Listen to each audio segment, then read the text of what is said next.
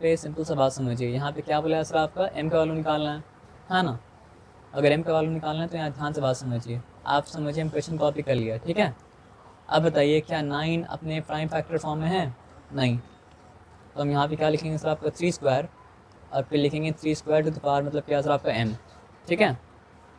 Divided by क्या लिखा sir आपका 3 टू द पावर मतलब क्या सर आपका -2, और यहाँ पर भी मतलब क्या सर आपका प्राइम फैक्टर फॉर्म में नहीं है, तो हम लिखेंगे 3 स्क्वायर टू द पावर मतलब क्या सर आपका 4, ठीक है। क्लियर है? हाँ। अब यहाँ पे देख लीजिए ये हो गया 3 टू द पावर 2m, समझाना नहीं पड़ेगा। हाँ।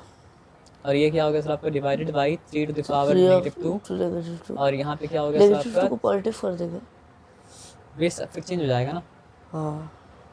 तो ज़बरदस्ती का बेस मतलब क्या करना है सर आपको, चेंज नहीं करना है। यहाँ पे बात को ध्यान से समझिए, 2 4 का मतलब क्या होता है 8 होता है, तो यहाँ पे 8 लगा दिया।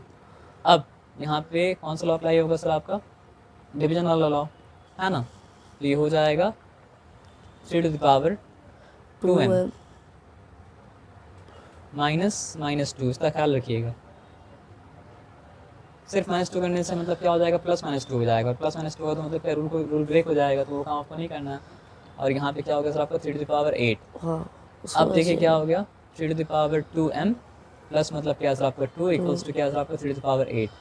अब एक लॉ है, वो लॉ क्या है पता है, अगर बेस दोनों जगह मतलब क्या सर आपका सेम है और बीच में इक्वल टू साइन है, और यहाँ पावर m है और यहाँ पावर n है, तो m को n के मतलब क्या बराबर होना ही पड़ेगा, तभी दोनों आपस में बराबर हैं, तो बराबर हो नहीं सकता है।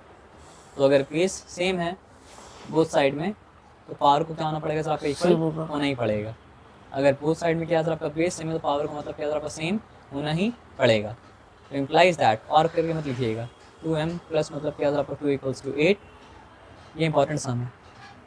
तो 2m इक्वल्स टू मतलब क्या सर आपका 8 - 2, और मतलब क्या सर आपका 2m इक्वल्स टू मतलब क्या सर आपका 6, और मतलब क्या सर आपका m इक्वल्स टू मतलब क्या सर आपका 6/2, और मतलब क्या सर आपका m इक्वल्स टू मतलब क्या सर आपका 3।